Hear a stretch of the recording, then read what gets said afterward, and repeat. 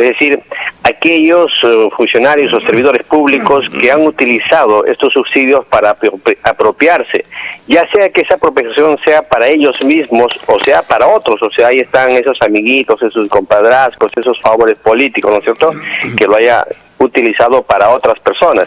¿Qué cosas? Estos subsidios que les hayan sido confiados por razón de su administración o la forma como ellos tengan que realizarlo. Esto, sumado a que este subsidio está en un estado de emergencia, hace que constituya un delito de peculado agravado. Ese es el primer supuesto, o sea, aquellos funcionarios que, aprovechando su cargo de funcionarios, hayan apropiado, utilizado, ya sea para ellos mismos, porque muchos pensarán cobrar por intermedio de terceros para ellos mismos, o de repente para favorecer a terceros simplemente. Esto es delito. El segundo supuesto es aquellos funcionarios que, por ejemplo, están encargados de hacer estas bases de datos y que en estas bases de datos no hayan actualizado, no hayan puesto quiénes son personas fallecidas a la fecha, o hayan puesto personas que tengan remuneraciones, algún tipo de trabajo, y los hayan incluido, por ejemplo, en situación de pobreza o de extrema pobreza. Ajá. Para esas personas que actuaron negligentemente, que no actualizaron sus bases de datos, esos gerentes de desarrollo, ellos podrían estar incursos en el delito de peculado culposo. ¿Qué significa que es culposo? Lo hice sin querer queriendo. Esa es la forma más sencilla de entender. O sea, no lo hicieron adrede, no lo hicieron a propósito, ok, pero ¿sabes qué? Fuiste negligente, no actualizaste tus bases de datos y entregaste fallecidos, digamos, al Ministerio de Economía y Finanzas para recibir bono. Esas personas también, y con el agravante de que este es un subsidio, estarían inmersos en este delito. Y el tercer supuesto ya no es para los funcionarios, sino para las personas.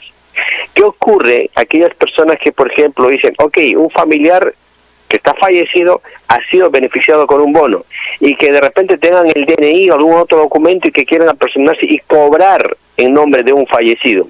Esto constituye delito de falsedad genérica, y la falsedad genérica en nuestro país está reprimida con pena de cárcel, y esta situación es de no menos de 2 años. Así que hay que tener mucho cuidado a aquellas personas que, si bien es cierto, está fallecido y quieran cobrar, hagan este tipo de acciones. Lo que corresponde en esos supuestos es que, como este es un bono de subsidio familiar, a la persona viva de ese hogar, en caso que así lo amerite, si así lo merecen, es quien tenga que hacer todo el trámite para que sea por intermedio de una persona viva que se favorezca de este subsidio. Ajá, correcto. Entonces queda claro. El peculado agravado, ¿cómo se sanciona, doctor? Para el funcionario que se favorece directamente y por interpósitas personas. ¿Cuánto es la penalidad ahí?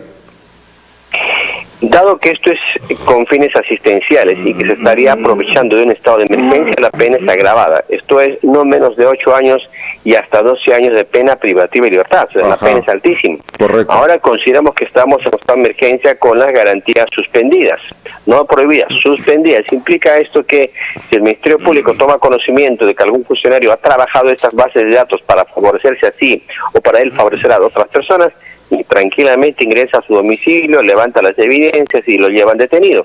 ¿Por qué? Porque están suspendidas las garantías individuales. Peculado de uso, ¿cuál es la sanción? En el peculado de uso, la sanción es no menos de 3 ni mayor de 5 años, habida cuenta que el agravante es en estado de emergencia.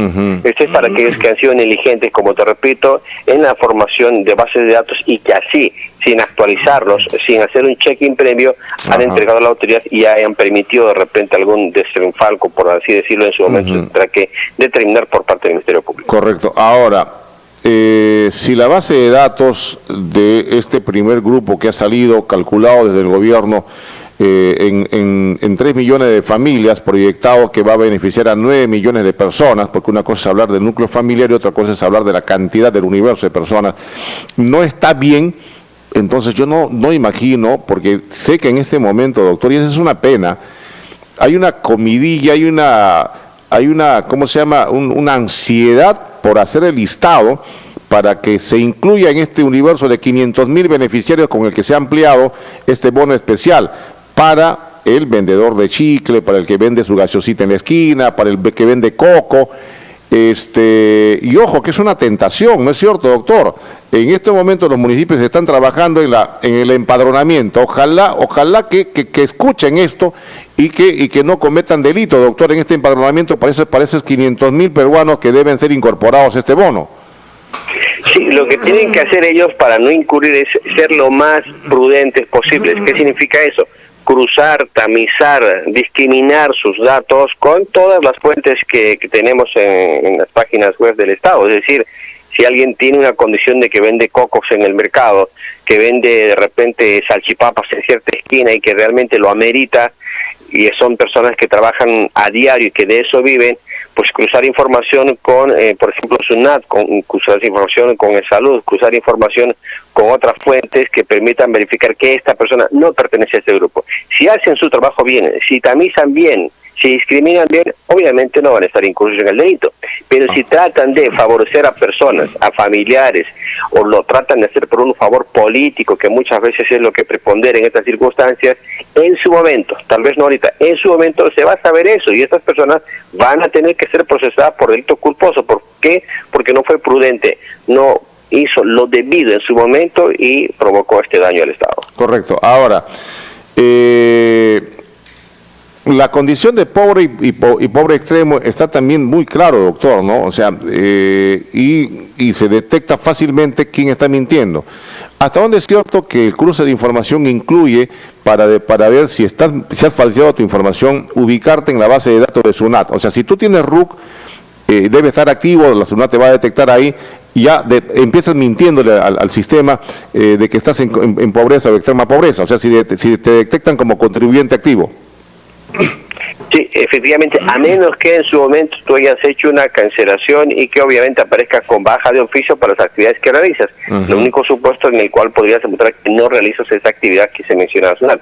Pero si, por ejemplo, percibes ingresos formales, porque es un grupo también aquella de 500.000 personas que más o menos va a ver el siguiente subsidio, pero esas personas, por ejemplo, en su declaración jurada de impuesto anual a la renta del año pasado, 2019, hayan superado las 36.000 soles aproximadamente, que es, entonces tampoco correspondería, porque significa que esas personas sí han tenido utilidades anuales. Entonces, a esas discriminaciones son las que tienen que ser realizadas por la autoridad competente. Correcto, doctor. Ahora, yo aprovecho esta ocasión para irme al otro escenario. Las garantías suspendidas al amparo del estado de emergencia. Hay cierta flexibilidad con diferencia a un estado de emergencia que vivimos los peruanos por efecto del fenómeno terrorista y del narcotráfico, que era mucho más rígido, era mucho más severo. Y eso no significa que las cosas cambian con las garantías suspendidas. ¿Qué garantías están suspendidas? Si nos puede recordar, doctor. ¿Y las Fuerzas Armadas y las Fuerzas Combinadas a qué tienen derecho sobre los ciudadanos? Sí, son en esencia, por esta norma excepcional que la Constitución tiene, 4 libertades que están suspendidas. 1, la libertad y seguridades personales. Es decir, que uno no tiene el derecho a libremente hacer las cosas a su libre albedrío, como se dice, ¿no? 2, el derecho a la inviolabilidad de domicilio. En cualquier momento, si está en un domicilio X realizándose una parrillada, así sea pro salud la parrillada, o fuera lo que fuera, un cumpleaños, lo que fuera, está prohibido y la policía tranquilamente puede ingresar a ese domicilio sin pedir autorización, y eso no va a significar que es allanamiento ilegal de domicilio. Tercero, la libertad de reunión. No puede reunirse en los mercados, no pueden hacer sindicatos, digamos, hacer sus pliegos o hacer cualquier tipo de reunión. Esos también están prohibidos. Y la cuarta es la libertad de tránsito. Los ciudadanos, por esta orden del Decreto Supremo en estado de emergencia, no podemos circular libremente. Hay restricciones, por supuesto, y también hay excepciones que la norma claramente ha establecido qué servicios esenciales están exceptuados y si podrían transitar libremente y quiénes no. Ajá. El caso Piura, de este capitán del ejército, grafica lo que debe ocurrir en la relación Fuerzas Combinadas y civilidad. ¿Vio usted el video, doctor? Hay muchos que justifican que quisieran tener más capitanes Cuevas en el Perú, frente a una persona que aparentemente, según el video, según esa parte del video que se ha publicado, no se muestra prepotente, le trata de explicar al oficial y lejos de escucharle, le mete bofetadas. ¿Esto es una conducta correcta? No, es incorrecto. Es ilegal y además podría ser constitutivo de algún delito. ¿Por qué? Yo entiendo que las personas que están guardando, como nosotros, el yo me quedo en casa, que estamos aislados, podamos decir, bueno, qué mal, etcétera. Ok, yo entiendo que emotivamente unos podrán aplaudir al capitán Cueva, o sea, entiendo esa situación, pero aquí hay que entender también otra situación. Aquí estamos en un Estado de Derecho. No significa que se hayan prohibido los derechos. Los derechos están vigentes, suspendidos en los 4 criterios anteriores. Aquí habrían obrado mal de ambos lados. Este sujeto, en el hecho de que no ha respetado las normas de inmovilización, y entonces estaría circulando sin una razón necesaria para hacerlo. Muy bien, eso tiene su correctivo, lo llevan a la comisaría, lo identifican y en su momento tal vez lo pueden procesar por delito de desobediencia. Ese sería el proceder correcto con él.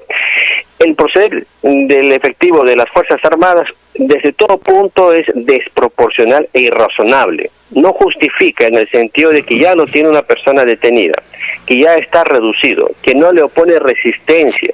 Cachetearle 1, y 2, y 3, y 4, y 5 veces. 1 es la lesión. 2, el insulto que le hace, que le profiere. 3, el hecho de que lo tilda de delincuente, o sea, ya le está imputando de que es una persona que comete delitos.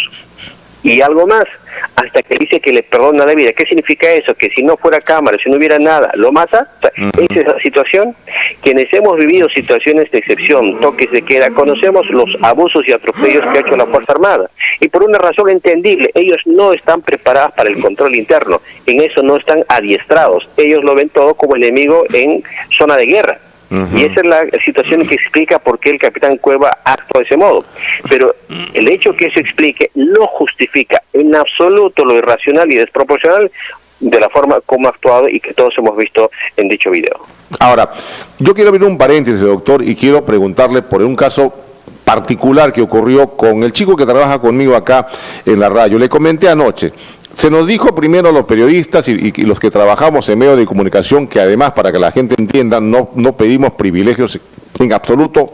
Esta actividad es una de las que está permitida desarrollarse al amparo del decreto de urgencia que estableció el estado de emergencia. Se nos dijo primero, señores, ¿con qué salvoconducto transitamos? Todavía no sabemos, pero por lo pronto, nos dijo el alcalde, nos dijeron en la policía, transiten con su carnet que identifica el medio donde trabajan. Fotoche, carnet, o no sé, o algún distintivo.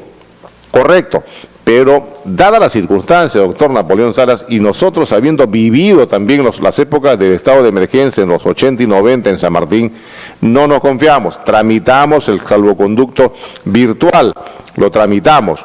Entonces, el chico presentó ayer, viene con su casco, viene con su mascarilla, con su documento nacional de identidad, con su carnet de la radio, viene con su salvoconducto, entrega a la policía, no al ejército, cuando lo intervienen ayer pasada a las 8:30, porque aquí terminamos a las 8 y él regresa, él vive en Tarapoto, y los policías que lo intervienen se burlan de él, ¿no? Entre ellos se burlan, se miran, oye, esto ya no sirve, que por acá, y le aplican una papeleta y en el recuadro dice, por desacatar el estado de emergencia. No sé si mi ignorancia me llegó a decir esta mañana que se ha creado, en todo caso, se ha establecido una nueva infracción de tránsito. ¿Qué es esto? No acatar el estado de emergencia. Pero en suma, ellos inventan, crean, están en su derecho para dar un nuevo protocolo. No, he revisado el caso y cuando ellos hacen la imposición de una papeleta que es la M18, esto correspondería si es que la persona habría desobedecido indicaciones sobre el tránsito, ¿no?, que haya ordenado el efectivo policial de tránsito. En primer lugar, eso solamente está facultado para efectivos policiales que cumplen esa misión de control de tránsito. Y, en segundo lugar, hay que tamizar. ¿Hay una desobediencia a las indicaciones de tránsito? No hay una desobediencia porque el hecho de desarrollar actividades en medios de comunicación, para quienes conocemos, o sea, el periodista, el reportero, el que está encargado de los controles, el operador, son parte esencial. O sea, sin operador en un medio de comunicación no podemos trabajar. ¿Quién te da las pautas, los tiempos? ¿Quién te da es imposible trabajar sin operador. Entonces, es esencial a este servicio.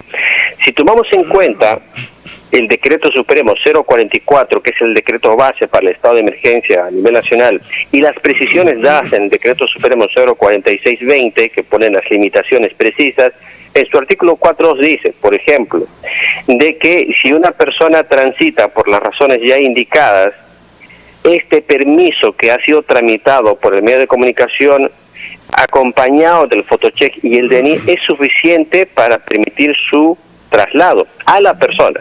Eso es lo primero que establece, a la persona. Hasta el momento, si así fuera, implicaría que solo la persona más no sus vehículos. Pero en el párrafo seguido del artículo 4 dice, la autorización también es extensiva a las unidades móviles que los transportan.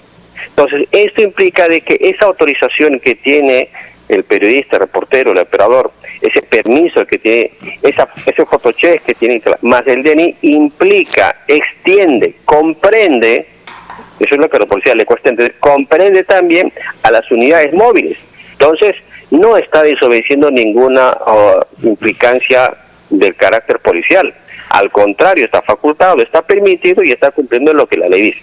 Lamentablemente, los efectivos policiales obviamente no llegan a entender, ni tampoco entiendo que tienen el decreto supremo a la mano porque no es su función. Es el comando quien tiene que explicarles a ellos cuáles son los alcances del mismo, y no de que todos están suspendidos o que todos están. Tiene que haber un criterio de racionalidad para verificar, contrastar, informarse mejor qué situaciones, qué contextos están permitidos y qué no. De hecho, esa papeleta, Ramón, tiene que ser cuestionada, tiene que caer porque él no ha desobedecido toda vez que se encontraba plenamente autorizado. Ahora, y bueno, pues en estas circunstancias, esa papeleta va a ir al SAT, el SAT no trabaja, pero yo voy, doctor, más allá de que ese trámite administrativo sí lo vamos a hacer, a la conducta del policía, ¿no? Probablemente recibir una instrucción, pero el hecho de que ellos tengan el control de la ciudad, vamos a decirlo así, creo que no tienen derecho a distorsionar las normas legales. O sea, están obligados a conocer cómo se aplican los establecimientos, los protocolos, los procedimientos. Por supuesto. Están obligados las instrucciones diarias que reciben los policías, 8 de la mañana, formando en sus respectivas unidades, tienen que ser instruidos, pero falta, parece, esa información de carácter legal, de qué situaciones están permitidas. Base para ellos el decreto supremo 044 y el 046 que hace esas precisiones. O sea, eso tiene que ser de conocimiento de todos ellos. No cumplir eso, o automáticamente decir, que como tú estás circulando y automáticamente te pongo papeleta, no tiene sentido porque, Ramón, una cosa esencial, el decreto supremo 044 ni el 046 han ampliado un subtipo, un M18, M27, M45, lo que quiere imaginarse la policía, no lo ha ampliado. No implica, de la lectura que he dado, a menos que así lo demuestren, no hace ampliación para una nueva infracción de tránsito en situaciones del estado de emergencia. Correcto, doctor. Queda claro entonces, cierro el paréntesis. De acuerdo a cómo vamos, voy a tener un instante, ¿cómo se llama? A Buenaventura Ríos. Él tiene investigación científica y lo ha demostrado en el caso del dengue con datos confirmados que matemáticamente se puede también definir realidades sobre lo que va a ocurrir, y tiene un cuadro que nos preparó, creo que fue el martes pasado, sobre lo que ya teníamos en el país y lo que iba ocurriendo en San Martín sobre casos sospechosos. Así que con él voy a estar en unos momentos porque él tiene una lectura matemática y las matemáticas son ciencias y son puras. Le quería preguntar, bajo su experiencia y sobre todo lo que vamos escuchando de los ministros, del presidente, nos dicen que están trayendo más reactivos, se habla de 1.400.000 reactivos para prueba rápida, de 400.000 para pruebas moleculares. Entonces nos dan idea que es un universo inmenso. Eso, como lectura inmediata, uno puede pensar que la verdad no estamos todavía atravesando lo peor. Consecuentemente, lo que se viene es un alargue más de esta situación de emergencia. ¿Qué piensa usted, doctor? Sí, efectivamente, de acuerdo a las ecuaciones de proyección, porque así se tratan, y hay muchos en Internet sobre tipos de enfermedades. Por ejemplo, el caso de Italia ya ha rebasado tanto que no hay que utilizar cálculos lineales, sino ya logarítmicos, porque la cantidad es tal que incluso ni se sabe quiénes están infectados o no. Exacto. Y ese no es un criterio que se toma, sino ya los fallecidos, porque lo otro desbordó. En el Perú, en buena cuenta, se tomó a tiempo. Si bien es cierto, existieron situaciones críticas, porque hay momentos donde la curva de casos exponenciales era superior a los casos reales. Eso preocupó, y fíjese la reacción del presidente. Inmediatamente convocó a este estado de emergencia y al parecer están dando resultados. ¿Por qué le digo esto? Midiendo esas curvas de cantidad de casos infectados, la cantidad de muertos, y comparando con lo que exponencialmente se preveía, hay días donde ha incrementado, sí, pero también hay días donde ha bajado. ¿Qué ha permitido esto? Que ya que estemos muy por debajo de la curva exponencial y estamos como yendo a una zona de la planicie. Yendo digo, porque aún no se logra. Y como lo ha dicho la ministra de Salud anterior, esto lo vamos a saber el día 12-13 de la cuarentena. Si a ese entonces esta curva epidemiológica no logra aplanarse, no me cabe duda que tiene que ampliarse el periodo de cuarentena, por una necesidad vital. Todavía no estamos curados. Y es que muchos no han sido detectados el día 1 de la declaración de cuarentena. Muchos se les ha detectado en forma posterior. Por ejemplo, en Tarapoto, el caso 0 se ha detectado el lunes pasado. ¿Cuándo van a salir sus primeras manifestaciones sintomáticas ya? Porque la primera parte es asintomática. Lo sintomático va a venir en el día 7, 8, 9, probablemente. Ojalá que no. Pero si es así, es en esta semana que tendrían que manifestarse los casos contactados o contagiados con el paciente 0 de Tarapoto. Esa es mi opinión, Ramón. Correcto, doctor. Le mando un abrazo. Gracias, como siempre. Generoso de su parte. Buenos días. Muchas gracias y muy buenos días. Correcto, gracias. Así el doctor Napoleón Salas Velázquez. Me están insistiendo.